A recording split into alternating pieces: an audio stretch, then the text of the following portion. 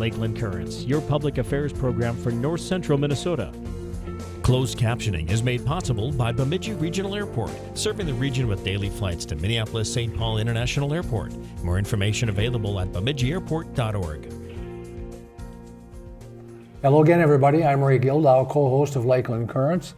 I have with me today an executive director of the Region 5 Development Commission, Cheryl Hills. And Cheryl has been in this job for a while now. It's been a long time since you've been on our program. Yeah. And I know lots of things have happened since then. And we're just getting through the election recently. Yeah. We're all wondering how that's going to affect us, and we're not going to know for a while. Yeah.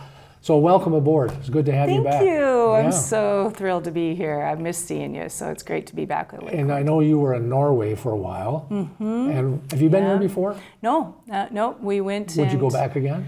Absolutely. Love that country. It was phenomenal. It was beautiful. It taught me a lot about, we did a lot of research around renewable energy and transportation systems and agriculture.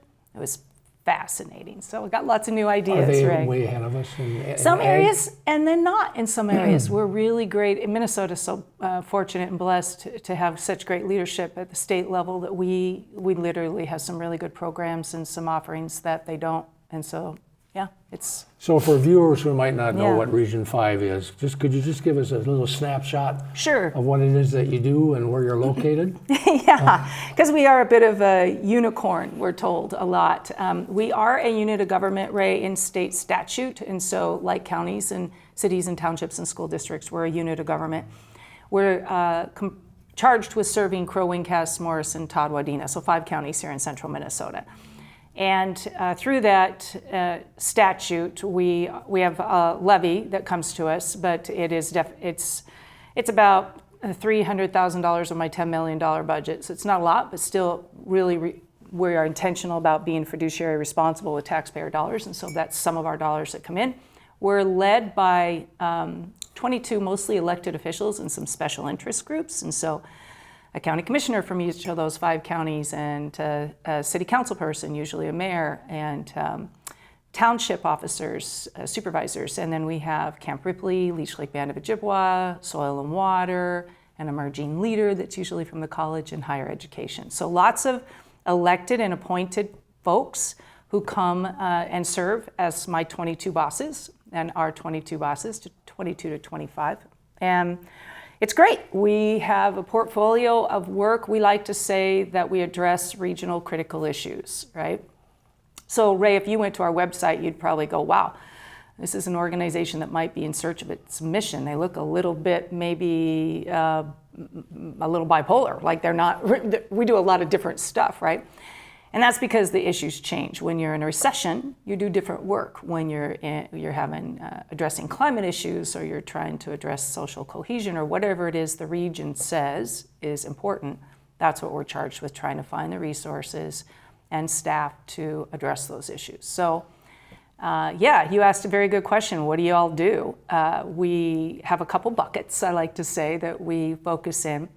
We've done transportation for over 30 years with MnDOT, and staffing a group of county engineers and other experts in the space of transportation, trails, rail, air, right? And the federal highway bill that's passed at the federal level, money comes down to the states, and then those dollars go to regions, and we staff that committee that kind of decides where the money's gonna go based upon what the counties want to do.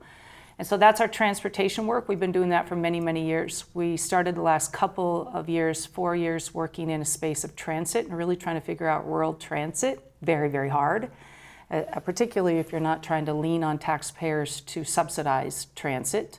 But we have a lot of mobility issues of people who just can't get to their doctors or to work, right? And so we're working with the amazing transit providers of the region to try to beef that up, maybe do some more volunteer driver programs. We have some good groups in the region, Faith in Action, others that do really good stuff. And so we've been doing that work for about 4 years, and a staff person leads that. And so that's kind of fun. We do typical stuff like economic development organizations, even the ones here in Crow Wing County and other counties usually have loan pools, revolving loan funds. They do business loans, right, to businesses that need it.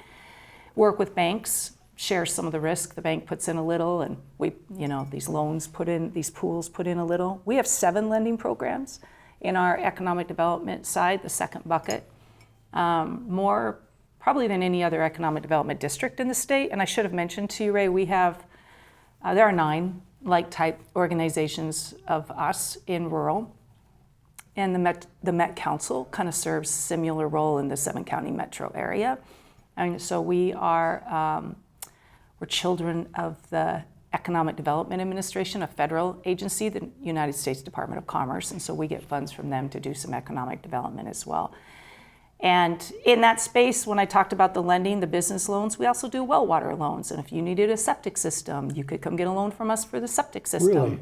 Yeah, because that's, you can't have economic prosperity without environmental stewardship, I like to say. And so taking care of our water is really, really important, and air, and of course our soils. But the work that we do around lending is to make sure that businesses can get quality water, and that we are doing our part to kind of make sure that they can help with that. You have a staff, you said around 10, 11 people, and your house where?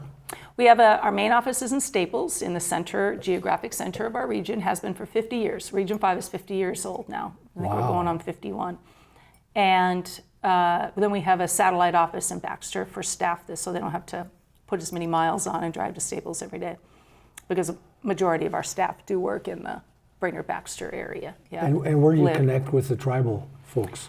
Lots of projects, lots and lots of projects. Obviously, Leech Lake Band of Ojibwa, which covers 5 counties, but Cass County primarily in our region. And the Mille Lacs Band is a little sliver, but we really work more with Leech Lake. And we've done several projects. It took a while for us to earn trust, justifiably, to be able to work with them in a way that is respectful and honors culture. And as an organization, we had some work to do to get there, and we did that work. And then they are so amazing. They're so wonderful to work with. And so we've been able to do, and the school district up there, they have great leadership with their superintendent. And so we were able to do some grants, write some grants, fiscally administer some grants that help them with their goals of what they want to achieve and do. A lot of it is around similar goals that we share at Region 5, which is, again, yes, economic prosperity so that people can, buy their groceries, et cetera, but also environmental stewardship to do some climate work, which could be EV charging stations or improvements to buildings or, renewable energy or a whole lots of variety of things. But yeah, so the lending piece, we do loans for businesses, and people. And then we have this other last bucket, Ray, that we call community development, which kind of gets a whole bunch of stuff tossed into it. So that's where we do our local foods work with Sprout and other partners that we've had for many, many years. We have the only bricks and mortar food hub in rural Minnesota left, which is Sprout. And we've done local foods work since about... Where is that located? Little Falls. Little Falls. Mm-hmm. And they've done some amazing work for veterans and food insecure individuals, and bridging cultural difference by teaching people about different culinary arts, et cetera. So they've done some amazing work. But I'm really proud of work with the colleges a lot, and all the food co-ops and pantries, et cetera. So they've done some really great work. I'm amazed at all the things you're doing. It's overwhelming. It is overwhelming. To listen to you.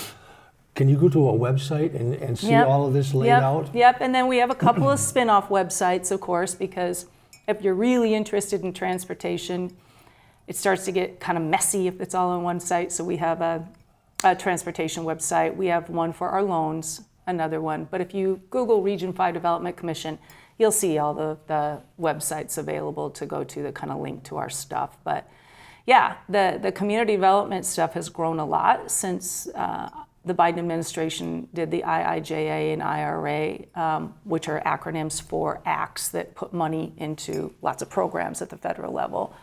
And we've tapped into a lot of those programs, more than most. And it's because we had support from philanthropy, like big foundations, McKnight, Cargill, some of the other really big ones, Energy Foundation, great folks that said, when I went to them, saying, hey, I want to make sure our region is served and we get some of these funds. and they, Minnesota Department of Commerce, amazing, MPCA, they've all kicked in dollars to help us build capacity so that these 10, 11 staff are experts at what they do, and they will go after the funds. And sometimes the funds just pass through us and go straight to a city or a county or a nonprofit. Sometimes we fiscally administer it and deliver the projects because our partners don't have that capacity. So we kind of act as our partners need us to, which means you better be pretty nimble, and you better have you better be very resourceful, and you need to have a little bit of really solid, authentic relationships, and those happen by listening. I mean, really listening. And you said you've been in this job 18 years? Yes, sir. It doesn't seem like it's been that long. And you said there's 9 other commissions, basically? Yeah. Do you cross strategic planning with all of those? Or are you pretty Always, separate? but yeah.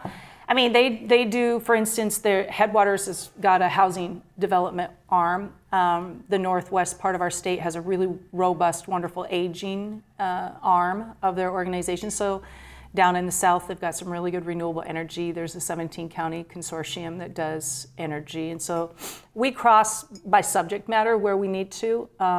We were instrumental at Region 5 in helping all of the regional development commissions receive dollars to do energy work and climate work. I have a contract with all of the economic development districts in the state to write grants for farmers to help them get access to dollars to do projects that they want to do, right? So we have some relationships. We meet and talk. I haven't been to those meetings for about a year, but our staff, my team, the wonderful team that are at Region 5, meet with their like-type colleagues at the regional development commissions on a quarterly basis as well. So we're sharing ideas, we're sharing resources, we're sharing grant applications, we're sharing. How much of your staff time is just developed to research? Very much? You know, I think we've also worked with the University of Minnesota, who did a great project for us in the last 12 months, where they created a database of where all of the access to where grants are. And I've, for many, many years, because I don't watch football, Ray, I used to sit on Sundays and review what was available from federal agencies. And so we kind of know. How exciting. Yeah, right? Yeah, and then I got a life, and I stopped doing that on the weekends. And we have partners that have created these great resources for us to go to. And they even created a resource that helps us get the data, because when you write a grant, you better have some data, right? That talks about where are the distressed communities. How do you know you need this? You know, how many what is the formula that's going to show how many greenhouse gas emissions you're going to save as a result of doing something with a farmer or a school district, whatever. So we have great partners that have developed resources for us to be able to expeditiously get into these grants, because federal agencies sometimes will give us 4 weeks. Well, you better know what the project is going to be, who all the partners are, and you better have that data pretty quickly. That's pretty short. To write it. Yeah. And then you have to write, you have to be proficient in writing theories of change and logic models and staffing plans and budgets, and then you got to get resourceful on the budget, because not a lot of these folks cannot afford a match. When the government says you need to put some skin in the game, well, where do they think that's coming from? Taxpayers that are already sometimes overburdened. And you said you do a number of high-risk loans, but your payback has been Wonderful. really good. We have a 0.5% default rate for those in lending. That's pretty low. They understand. It's pretty low. Unbelievable. And that's historical over the entire tenure of our portfolio of lending. So the reason for that is because we can do things sometimes, not always, that finance institutions can't do. If you came to me and said, I need a loan, but Cheryl, my money really comes in the summer months because I'm in a tourism industry. Well, we would modify your loan so that you're only paying, you know, the principal for those 6 months versus interest, and give you a break. And so that, or you just pay the interest, or whatever. We work with our borrowers to make sure that it works for their business model versus having them try to figure it out or do, you know, bridge loans to get them through. It just gets really complex, and it's hard enough to start a business. And if we're giving money, we ought not make it more difficult on them. I've been following with great interest the projected growth in Region 5, specifically a couple of the counties are expected to grow more than others, and how it's affecting housing and also transportation. What's your view on the housing situation in Region 5? I know you've had some great speakers that have talked about housing on Lakeland Currents. I think our role has been really to help groups look at development opportunities and then connect them primarily with the amazing network of housing partners. There's, Central Minnesota Housing Partnership, Greater Minnesota Housing Fund. There's the Minnesota Housing Finance Agency. There's a lot of really great housing folks. All of our local housing redevelopment authorities, right? They're experts. And so when we know of a real high need, like there was one in Hackensack and there's been some in Cass Lake, that we facilitate and convene and bring those folks together. But once they come together, these are high-level professionals. They take the project and kind of roll. Our job is to just kind of make sure the connections, right? And then, we like to go out after funds that you can't usually get through housing pools. I like to tell folks cool costs, right? You want to do something cool, well, that costs. And so we try to go out after the funds to do things like maybe a housing development wants to start a recycling or a composting, or they want solar, or they want, a community garden. All of those cool things cost. And so we are the partner that will come in and help try to find the money for the cool stuff. What's your perspective of the energy future in Region 5? I think we've had great partners that have pioneers really in this space that have taught me a lot. I'm still learning. But the fuel poverty, or the individuals who are already low income and trying to maintain with the increased amounts of the cost of energy, whether it's electricity or natural gas or whatever, right?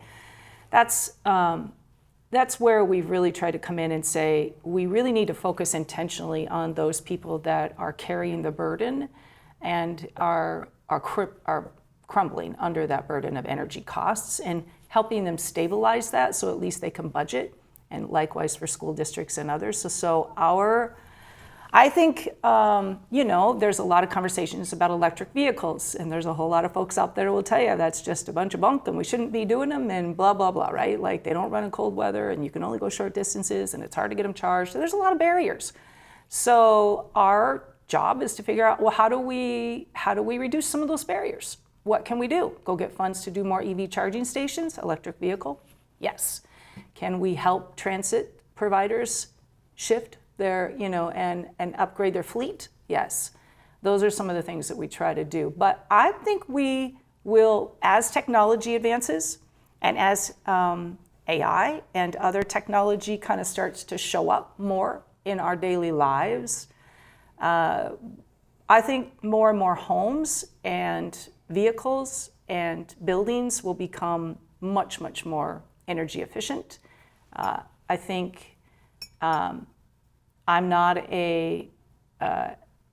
I don't have an opinion about the drill baby drill and whether we should be touching our environmental assets to create sustainable energy sources. I'm lucky and fortunate that I don't have to have an opinion in that space. Yeah. But to tell you the truth, it makes some sense on some levels to start looking at our assets and what we have in order to, again, stabilize those costs and not be dependent upon foreign resources to... we are actually drilling more than we ever have before. Yeah. So that's an interesting thing. Solar and wind get a lot of attention, and for people who can afford it, not everybody can afford to do that. Yeah. Do you think this is kind of off the roll question, I guess, but do you think it's more practical to tie into the REAs and their movements towards solar than it is to go to an individual level? And the reason I ask that is because when people individually go to something, they get a discount, but it's all the other people in the lines paying for it. This is true. I think there is a case to be made for both approaches. I love what our utility companies are doing, and they're really being robust about, the goals that the state of Minnesota has set. And, there's more work to be done, but they've been really great about doing solar farms or we don't have real good wind capacity. Somebody could argue that, and that's an expert in that space. And the technology is getting better and better in wind, but thus far, we haven't done as much wind as we have solar, geothermal, hydro in some cases, other methane. I think there isn't a one size that fits all. I think there, until the grids are upgraded, which needs to happen, and they're working very hard at doing some grid resilience work and a lot of money flowing through to be able to do that. MREA, Minnesota Rural Electric Association, has been doing some wonderful work to help our utility companies improve grid infrastructure. I think that has to happen at that macro level, but the micro level is starting to get people to understand energy and how they can be more, the overused words of resilience and sustainable in their own homes. I think it's a yes and. I don't think it's an either or. I don't think either approach, macro or micro approaches to doing sustainable and utilizing renewable energies is that's my opinion, that I think we can do both. I think those that want to do it in their homes, and if there are rebates and it's affordable and the payback makes sense, even if you're rich and you have money and you have means, and it doesn't mean that's the best use, right? And those folks, those homeowners are smart enough to know that. So I think, I think there is a yes and. That's the approach we take. And if your question was where are we going in the future with it, I think you're going to see a lot more. I think as the grid gets upgraded, you're going to see a lot more solar systems and solar farms showing up, and particularly if they're co-ops, cooperative structures where farmers or landowners go together to create solar farms, and when that energy flows back to either those households. And if there isn't a way for us to flow that benefit back to very low income, that helps our economy overall, because now we're doing less subsidies through like our Lutheran Social Services and other fuel assistance programs. I have some friends that just drove up from Phoenix, and the frustrating thing from their perspective, they had an electric car. Not many places to plug them in. Right. And where they could plug them in, they didn't work. Yeah. And that's what a theme I've heard often. Yeah. So that's part of the challenge of getting this stuff up to stuff. Huge challenge. We didn't play a whole lot in the EV charging stations. We did 2 on a solar schools project that we did through Xcel Energy and partners on the East Coast and Rural Renewable Energy Alliance at the time. We did 2 EV charging stations. Now we're doing 2 more, and it looks like we'll be probably funding and going out getting funding. And I think the misconception for Region 5 Development Commission is everyone thinks we have money. We're not a foundation. We don't have grants to give out. We have to go get the money after a need has been identified that our bosses say really does meet our mission, So we go out and find those dollars, but we're seeking some additional funds to help partners that want to, like Brainerd Public Utilities or others that want to do EV charging stations. We've been keeping our eyes out for those kinds of funds, and we'll go after them when our partners say. How about the highway situation? Do you think we're in pretty good shape in Region 5 for the growth that's projected? We work a lot with MnDOT, and I love our county engineers, and I think they're brilliant folks, and they work really hard to keep that system, usable for what we need.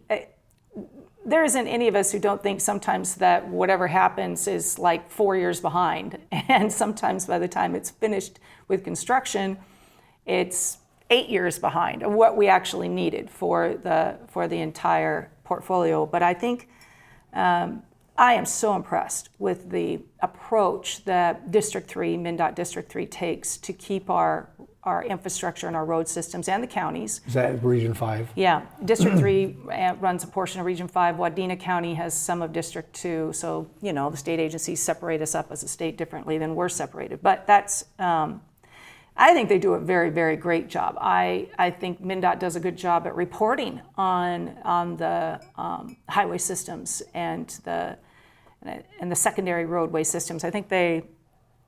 I just can't say enough about our county engineers that have an incredible amount of experience And they, like us, have to cobble together funds to make these projects happen. And the region itself, Ray, works hard on an equitable distribution. It's not a requirement of MnDOT, so I'll say that out loud. But they think about, hey, let's make sure the small counties that sometimes struggle to get a match for a project are also in this mix of distribution of funds in a way that creates those connections within the region. Because commerce doesn't stop at the end of Crow Wing County or the end of Cass County, right? I mean, so they're going through to other states and parts of the nation. So I think we have to be thoughtful about a regional system and not necessarily, that's where regionalism works. We are out of time, if you can believe it or not. How do people get in touch with you if they're interested in working with you? They go to the website, and we have lots of information, podcasts, all kinds of information about what we do. Our marketing department's robust, so go there, pick a name, call, and we'll hook you up with the right team member and partners. So, and I want to thank you for this time. Thank you for coming on board. It's really great. Amazing what you're doing. It's overwhelming what you're doing. I know. So it's great to have you on board. Well, thank you. Thank you. Ray. You've been watching Lakeland Currents. I'm Ray Gildow. So long until next time.